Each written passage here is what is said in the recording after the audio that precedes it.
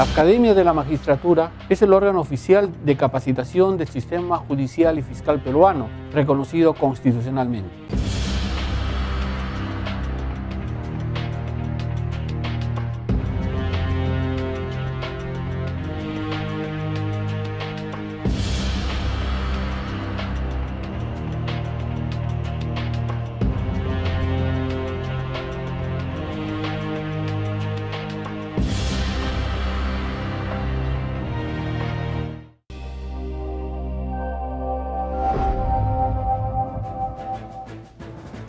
Bienvenidos a Referente Jurídico, programa producido por la Academia de la Magistratura de la República del Perú. Como es de conocimiento público, en estos últimos meses, y en realidad en lo que va de probablemente los 12 que nos preceden, el Perú se ha visto remecido por el conjunto de destapes que se han venido dando a través de los medios de comunicación y las investigaciones que se han seguido desde el Ministerio Público y también de las respectivas comisiones formadas de manera ad hoc y muy especial en el Congreso de la República para informarse respecto de estos temas que han involucrado a personajes de la vida política nacional, también personajes vinculados al mundo de la farándula y otras personas más que han sido vinculadas con actos de corrupción, no solamente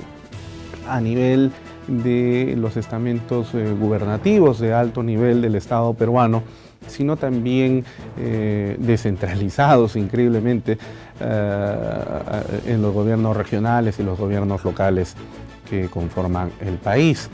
Por supuesto, esto es algo que preocupa muchísimo a la ciudadanía, pero que ha sido ocasión, y aquí en el Referente Jurídico hemos tratado el tema con la mayor objetividad posible, para poner de relieve la importancia de la misión constitucional que tiene el sistema de administración de justicia en el Estado peruano.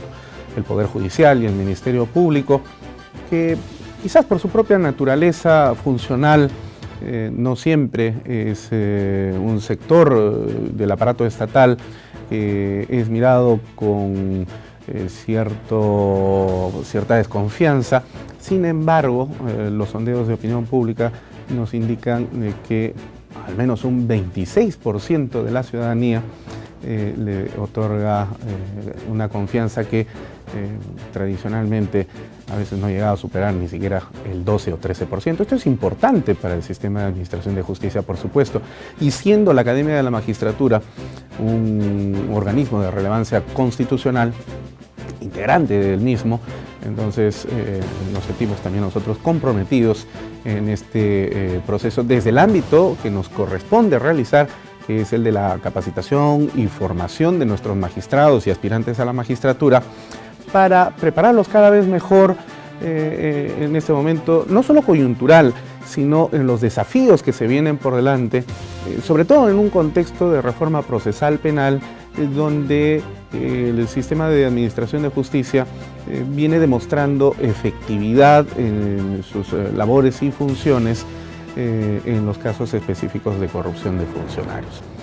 El delito de lavado de activos, un delito que ha sido conocido lamentablemente de manera tan abrupta por la ciudadanía, por el compromiso que han tenido algunos políticos importantes del país y a los que se los está relacionando precisamente con actos de corrupción, y este delito de lavado de activos ha puesto en el tapete la necesidad de capacitar cada vez más a nuestros magistrados para poder abordar estos temas de una manera bastante eficaz y eficiente.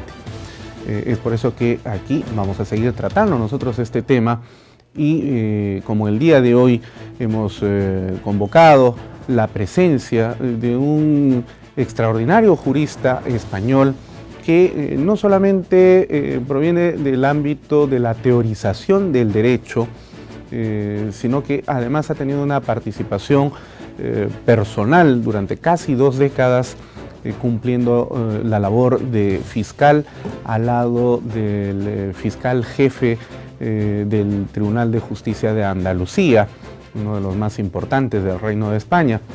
Me estoy refiriendo al doctor Carlos Aránguez Sánchez, quien, habiendo cumplido entonces esta misión desde el Ministerio Fiscal Español, ahora en su condición de docente universitario y abogado en ejercicio, ha venido al Perú para poder transmitir sus experiencias y conocimientos a nuestros magistrados aquí en Lima y en algunas otras partes del interior del país sobre este tema que nos preocupa a todos, que es el abordaje del delito de el lavado de activos y todas las complicaciones y los vericuetos que se esconden detrás de un concepto que además ha ido evolucionando en los últimos años desde la vieja nomenclatura de el lavado de dinero, o conocido en España y en otros países con el nombre de blanqueo de capitales, ahora aquí en el Perú con el nombre de lavado de activos, se va a convertir entonces en el objeto de la conversación en esta edición de Referente Jurídico.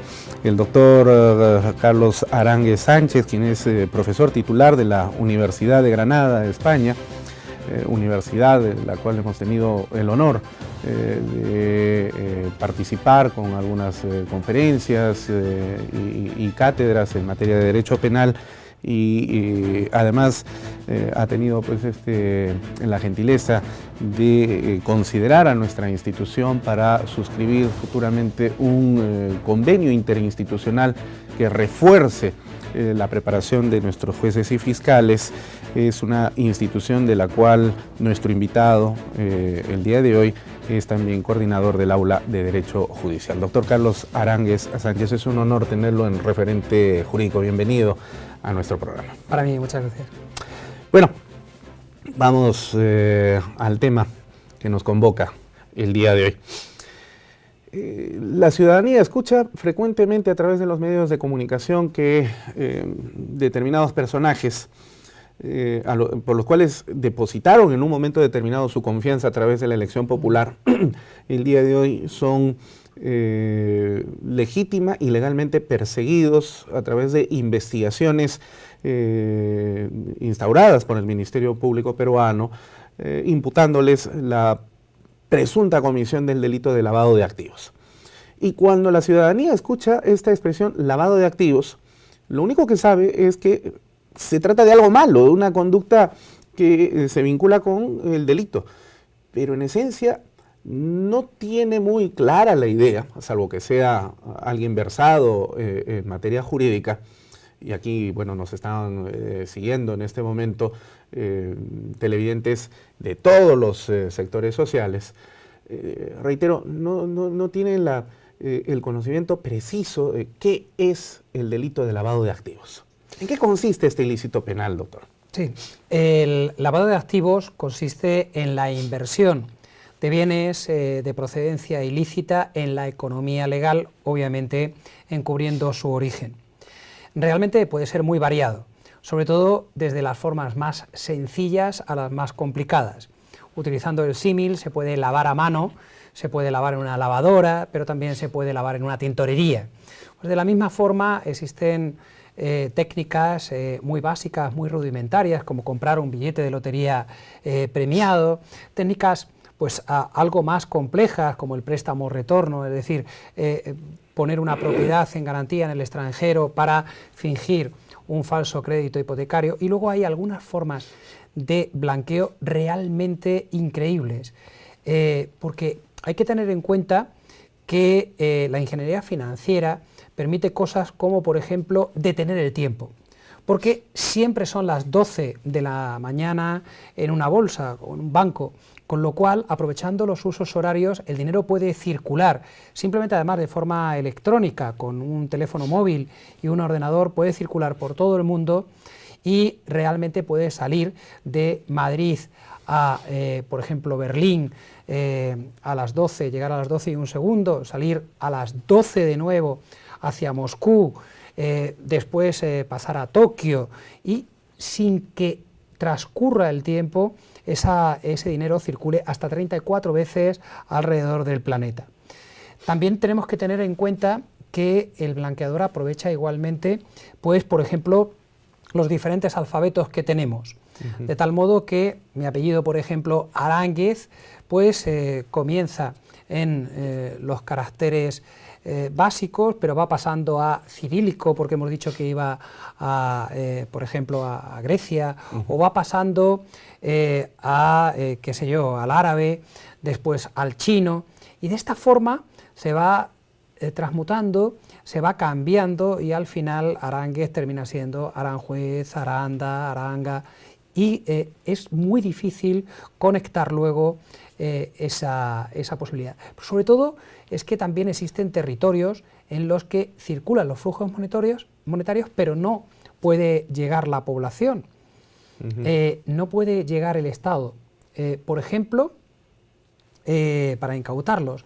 Por ejemplo, España no reconoce a Macedonia, pero Estados Unidos sí.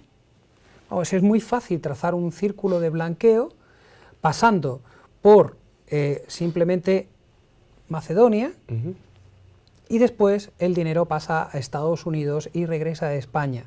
Y ya no se puede seguir su rastro. Es decir, las técnicas de blanqueo realmente pueden garantizar el absoluto anonimato del blanqueador.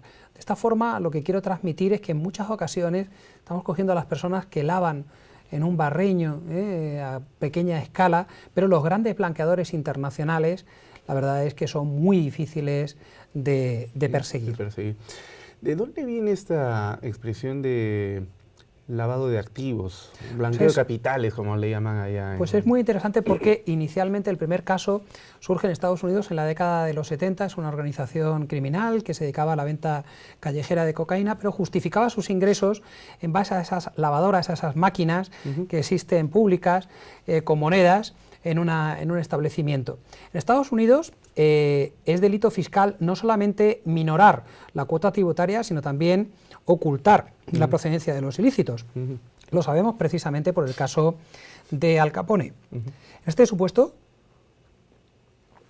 lo que sucedió es que los inspectores tributarios comprobaron que las máquinas no podían producir esos ingresos porque efectivamente con el ciclo de lavado multiplicado por el importe de cada uno de los lavados no daba para tener la cantidad de tantos ingresos beneficios, que se efectivamente. Un periódico tituló Money Laundering, lavado de dinero, y a partir de ahí pasó a las diferentes legislaciones. Si bien en Italia se llamó reciclaje o reciclaje, en Francia blanchiment, blanqueo, como en España, y al final la mayoría de las legislaciones, como por ejemplo la alemana Geldwäsche, lavado, y aquí también se utilizó el término lavado, ¿no? Pero de ahí viene. O sea, digamos, en síntesis podríamos definir al lavado de activos como una actividad que tiene por objetivo ingresar al sistema económico todos aquellos recursos económicos o patrimoniales que han sido obtenidos a través de actividades delictivas. Correcto. Y que normalmente no podrían formar parte de una justificación del patrimonio, ¿no? Efectivamente. Y que de alguna manera entonces hay que blanquearlos, hay que lavarlos. Correcto. Bueno, afectando de esta forma a la libre competencia. Ya. Ahora, entonces, esto supone que evidentemente el lavado de activos resulta siendo una suerte de efecto, si se tiene una consideración lógico-causal, de una acción previa delictiva, es decir, lo que se conoce con el nombre de delito fuente, ¿no? Para poder ampliar sobre este tema, vamos a conversar un poco más ampliamente en el siguiente bloque, pero si nos permite ahora, vamos a hacer un corte para poder hacer la tanda comercial y regresamos, ¿le parece? Claro que sí. Muy bien, volvemos entonces al siguiente bloque de Referente Jurídico.